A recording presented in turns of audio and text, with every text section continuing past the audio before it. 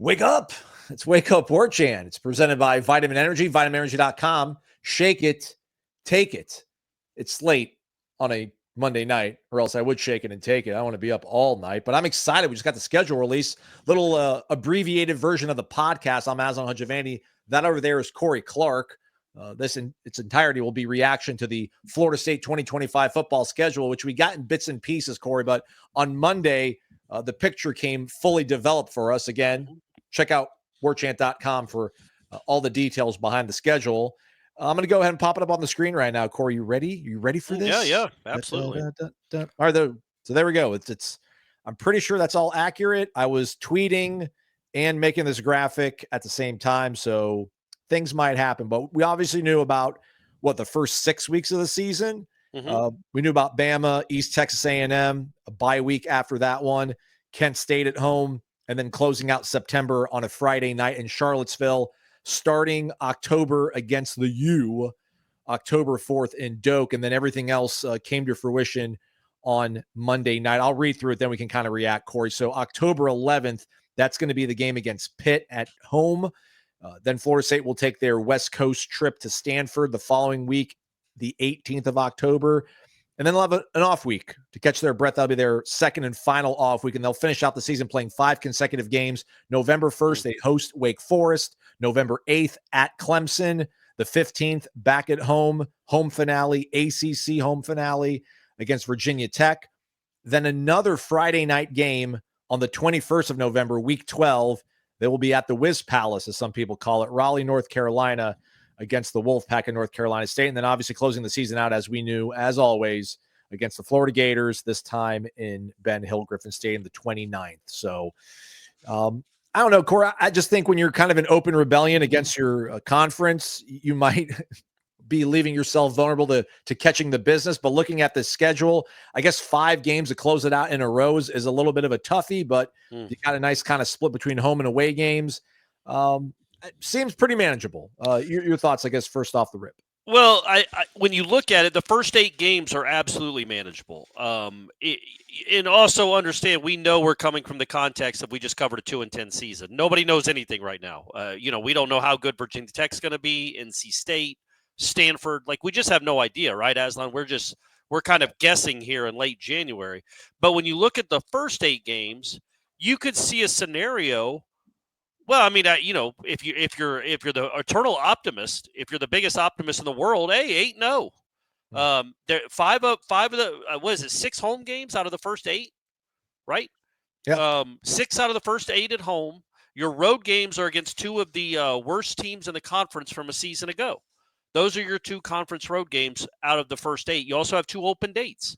So out of the first 10 weeks, I mean, look, Pitt at home's probably a bit of a coin toss right now. Alabama at home, you're going to be an underdog. Miami at home, you might be an underdog.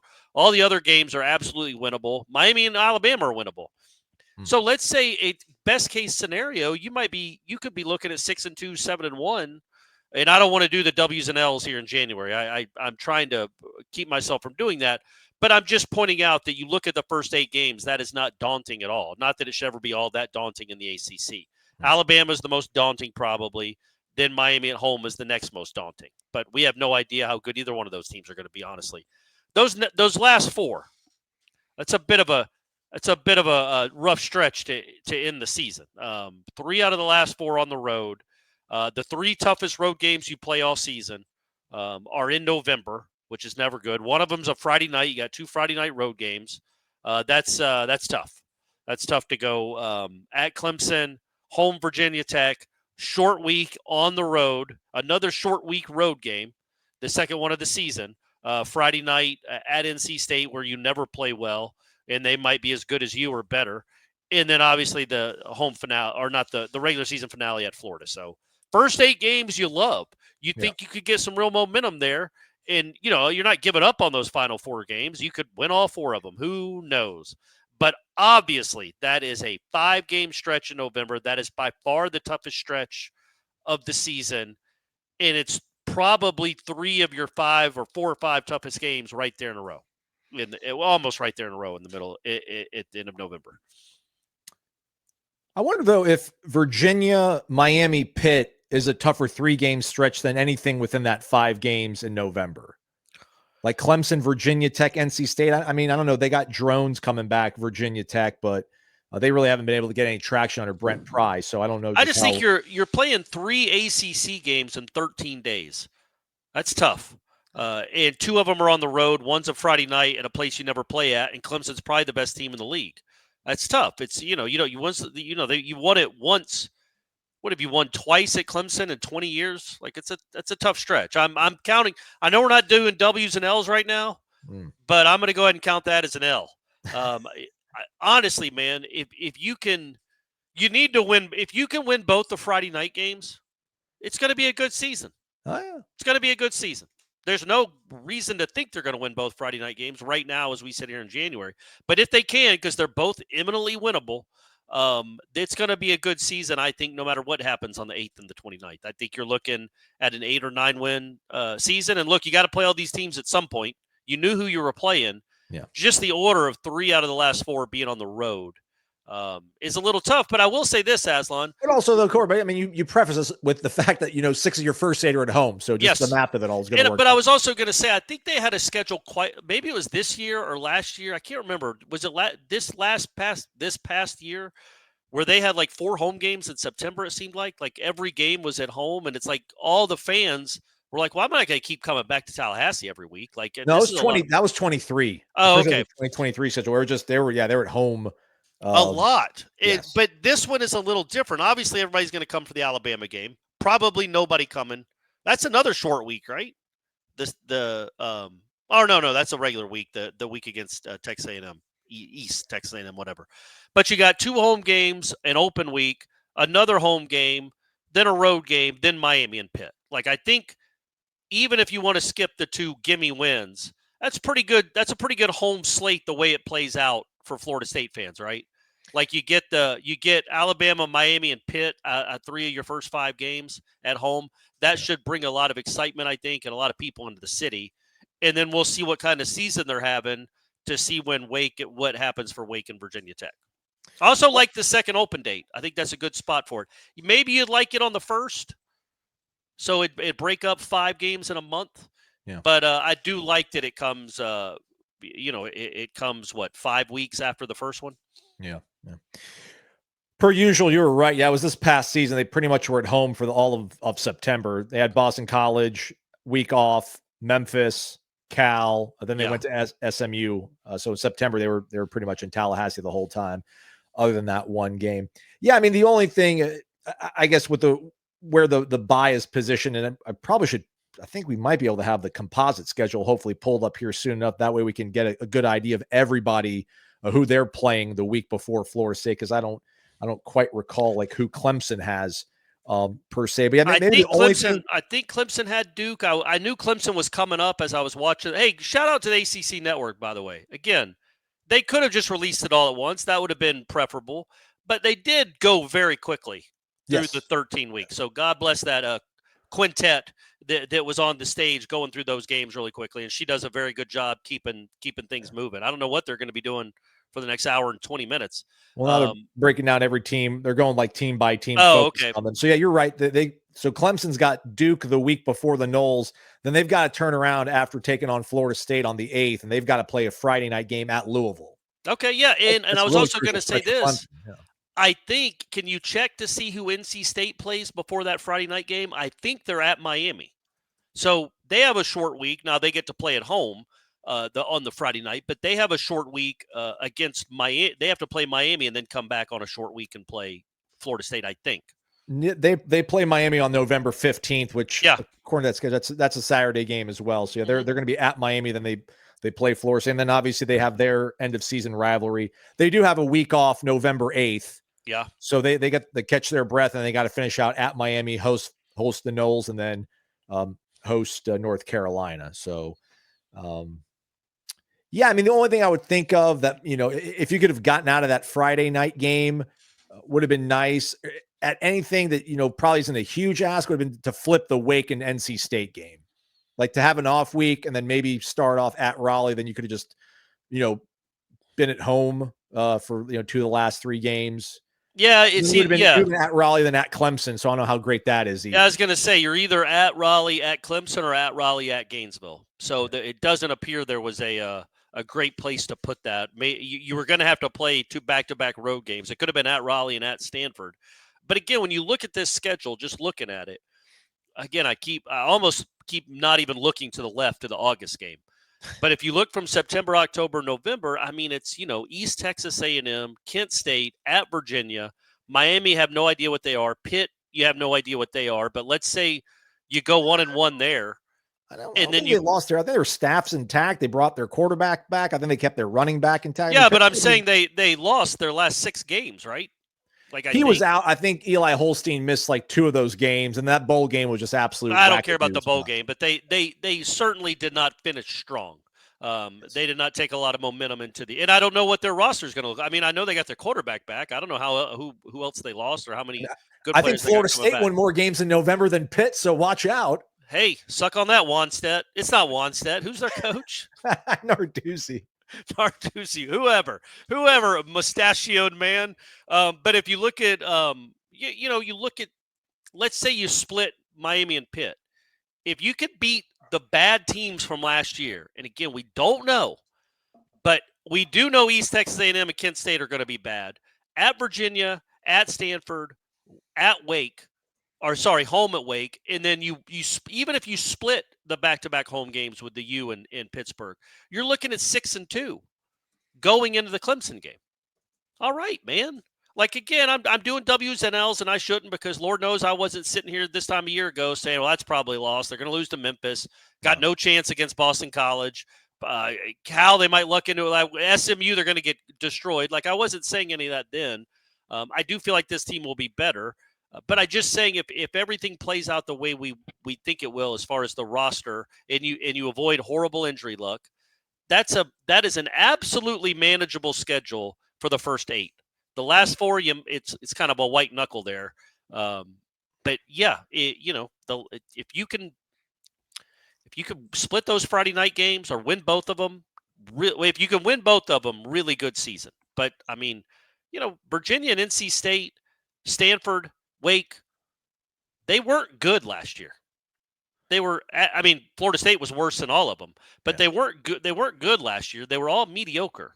And you have to figure at least 3 of them, maybe all of them, will be mediocre again. So if you can just beat the mediocre teams on your schedule, then it should be at least a decent season. Looking at it through another prism, I guess, you can start off week 1, Alabama, new quarterback. Week 2, irrelevant. You're off week 3. Week 4, irrelevant. Week 5, at Virginia Friday night. New quarterback. That's a brand new quarterback. Week 6, Miami, brand new quarterback. Week 7, they're coming back intact mostly, I think, offensively, Pitt. Stanford's going to have a new quarterback. Then you have an off week. Wake is going to have a new coaching staff. Yep. Obviously, though, at that point, they're going to be a little bit broken in. Clemson returns a veteran quarterback. Virginia Tech returns a veteran quarterback. NC State has a veteron quarterback. And obviously, Florida's got DJ Lagway. I think NC State, that kid's a freshman, or he's going to be a sophomore, right? But he did play. I thought that kid, yeah. So, yeah, those last 4 games are against guys that have played some quarterback. You're not going up against rookies. So, again, that's why that first 8 games seems like that's where you make your hay. Get yourself bowl eligible in the first 8, and then maybe have a magical run over the final 4. But it's going to be tough. I mean, that's if Clemson's what we think they're going to be, and if Florida's as good as people project because of Lagway, that's a really tough 4-game stretch to finish the season. But maybe you go 2-2, or maybe you win them all. Again, none of these games are horribly scary. None of them. Just like none of those teams are scared of Florida State right now. But we're also sitting here in January. Florida's November is Georgia, at Kentucky, at Ole Miss, Tennessee, Florida State. Wow. I was going to say, so that's their 5 games in November. I didn't know they'd already released their. I can't do it. Corey's doing a great job. I can't look at this and be like, oh boy. I guess everything in life is relative. So in this conference and with your rivalries, that's not the easiest path. But again, I don't really know what they could configure this to make an absolute layup. And again, you're suing this conference, so they don't really owe you anything. Here's the flip side. I'm going to say something. There's a flip side to it, obviously, too. Like, I wouldn't we say that, like I said, I think three of their top, maybe their two toughest conference games are in November. A Friday night at Raleigh and then at Clemson. We could throw Miami in there if you want, but on paper in January, it looks like those are two of the three toughest games. Florida obviously is going to be a tough game, but the flip side is that's also maybe when those teams are at their weakest because it's the end of the season. You just heard who Florida's going to be playing. Like, you talk about a murderer's row in November. You sure they've already? I didn't know the SEC had already released their schedules. That's a really tough November for Florida.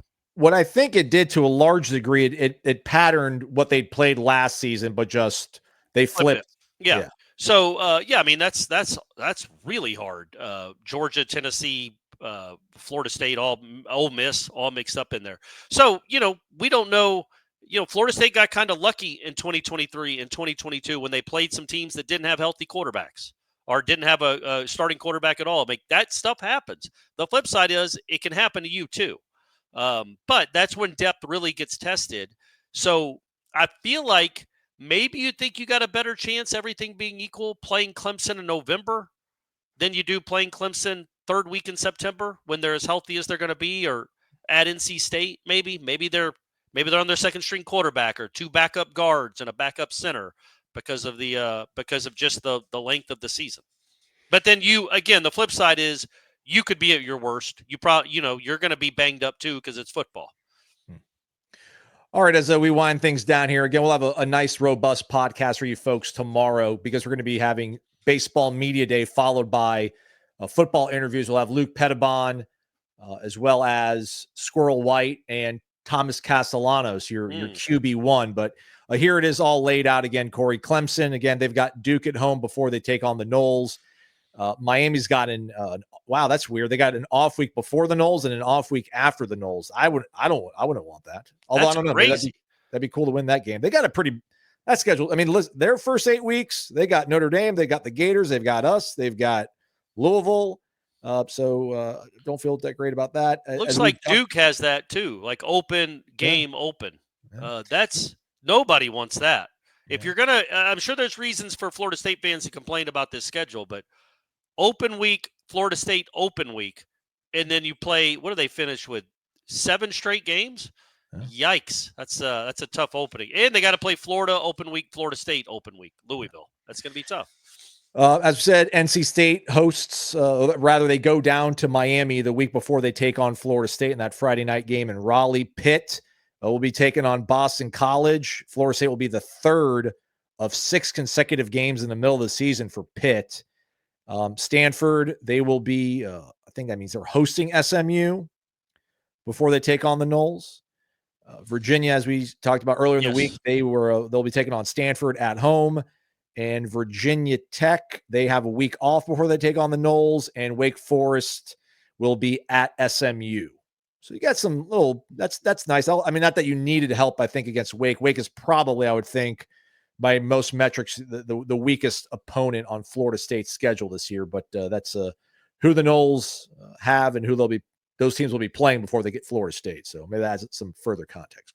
Yeah, it's hard to talk about any of this in 2025, knowing how the game has changed, to think we can predict who's going to be good and who's going to be awful and who's going to be somewhere in the middle. Odds are all the teams we've talked about, all of them, are going to be somewhere in the middle.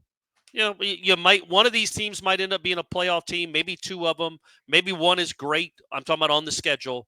Most are going to be beatable. Some are going to be 1 or 2 might be laughably bad. All the other ones are games you can lose. They're also games you can win. There's nothing, you look at that schedule. Again, at Clemson is obviously the one you mark right down as a probable loss right now from the ACC perspective anyway. But all those other conference games, it really, that's the biggest thing. Like, you could envision a scenario, Aslan, where they play. Let's say everything goes great. Let's say, hey guys, and it's happened. We've lived our lives where Florida State, things have gone great for Florida State football. We've covered it for you 2 years ago. But let's say they are 10-1 after the NC State game. I mean, why are you being ridiculous? If they're 10-1 after the NC State game, after winning there on a Friday night, or not 10-1, let's say they're 7-1 in the conference. They went 2-10 last year, man. So if they go 7-1 in the hey man, again, new roster, new coaches. Again, Indiana was 3-9. Yeah, Things happen. Yeah. If they go 7-1 in the conference or 6-2, or do whatever they have to do after that Friday night NC State game, which is their again third game in 8 days or 13 days. Then they got Florida in 8 days. But if they've clinched a spot in the ACC championship game, again, we're getting way ahead of our skis here. I'm just giving you a hypothetical. That's 6 games in a row. And it's 3 straight games away from home. It's a really hard stretch. Maybe you don't care that much if you lose to Florida. If your only way of getting to the playoff is beating Florida, is winning the ACC championship game. And you can roll around and smirk all you want. SMU was in it last year. Florida State can be in the ACC championship game. Not predicting it. They can be. That's a pretty manageable conference schedule, in my opinion, other than the at Clemson. 6-2 might get you to Charlotte. All you know, right. 6-2 is an absolute possibility with that thing. It's a possibility, not a probability, not a likability. I'm not predicting it, but man, 5 games in a row, that 5th game, that Florida game, obviously they're not going to sit their best players, but imagine going through that November and then, oh yeah, to get to the playoff, you've got to play Clemson again in 6 days or 7 days. Just something to throw out there. I don't know why you didn't even put on the schedule graphic here. Win the ACC championship game. Yeah, it's December, whatever that would be, 5th. I'm sorry I failed you all. I don't want to do this to my guy Corey, but if you're a hateful Gator fan watching this, you can clip that video and put in your time capsule if you want to release it in November. Final thought for me here, Corey, that again, realizing what they were last year, realizing they're going to look completely different. I don't know if they're going to look completely different on the standings and the way they're going to play, but you would think so with new offensive coordinator, new defensive coordinator, et cetera, et cetera, et cetera. Yeah, can we say real quick before it is an easier schedule just on paper as we look now. We didn't know how hard last year's schedule was, but in hindsight, that was a hard schedule. Like for the ACC. But you had 11 bowl teams. You had 4 10-win teams. You had 3 playoff teams. Like that was a hard schedule. I don't expect this one to break like that. I think this one will be a little bit more manageable. Again, 2-10 to 10-2, it's asking a lot. I'm just saying that when we look back at that 2024 schedule in hindsight, it wasn't easy. It was 11 bowl. It was 11 bowl games, bowl teams you played. So my final thought, looking at this schedule again, Corey, and just realizing what this team was and what we aspire this team to be. I just want to be in November and things matter. Be in the chase, playoff chase, which obviously means being like in the ACC chase. So looking at this, I just feel like that Virginia, Miami, Pitt stretch, that's going obviously to define whether or not you're going to be chasing anything in November. Yeah. So go 2 out of 3. You can obviously go 3 out of 3, but if you can go 2 out of 3 in there, it really doesn't matter what happens against Alabama. You will be in the thick of the ACC race. Because again, listen, SMU ran the table. Yeah. Maybe Clemson does that again this year. You know, Miami was in the thick of it with 1 loss, and they lost to Syracuse in that final one there. But you know, 2 losses is possible of getting you into Charlotte. So with the way the schedule breaks early, everything will be, unless catastrophe hits, everything will be in Florida State's kind of, you know, to a large degree, they'll control their destiny in November, which is all you really can ask for. So I'm excited about that. And I think when you look at that schedule, if you can take care of those 2 road games, and that's an enormous if at this point, even if you lose one of the Miami or the Pitt games and you take care of Wake, that Clemson game will matter. Yes. Like you're talking about, it'll be November 8th, Stephanie's birthday. Shout out to Stephanie. I think that's her birthday. Yeah. If it's not, I'll tell you to edit this out later, Aslan, for the podcast. Then at least you've gotten to the game 9 where you're in contention for something. If it doesn't go well, which it's odds are it won't because you don't win up there much, you got to November 8th with something to truly play for. Like you said, no matter what happens against Alabama. Those first 5 ACC games, I mean, if your coach is as good as we think he can be, if these hires were good, if these transfer portal kids were good, and they stay healthy, the worst you should be in the ACC going to that Clemson game, the absolute worst is 4-1. And if you're 4-1 going into that game, at least you have something to play for. At least you gave yourself something to play for. You're kind of in the playoff hunt, which would be incredible after 2-10. But so I like the first 8 games, man. After that, it's going to be again white knuckle. It's going to be a grind. Amen. All right. This is your 10 to 15 minute reaction video that's now about to hit minute 26 again. Week 1, host Alabama. Week 2, host East Texas A&M. You're off week 3. Week 4, you host Kent State. Week 5, Friday night at UVA. Week 6, host Miami. Week 7, you're hosting Pitt. That's October 11th. October 18th, Stanford, on the farm, Palo Alto. Then your final off week, October 25th, and then November, 5 straight games. November 1st, you host Wake. November 8th at Clemson. November 15th, host Virginia Tech. The 21st at Raleigh. What's the name of their stadium again? Carter Finley, NC State. Yep. And then at Florida on the 29th. Ben Hill Griffin. Yeah. I remember hey, that. Aslan, I can't see real well. It's not that big on my screen. What is the mascot for the East Texas A&M? What is that, a lion? A lion, yeah. It kind of looks like half a man, half a lion. Aren't those a thing? Like Minotaur? Yeah, maybe they're the Minotaurs. That'd be a cool name. Yeah.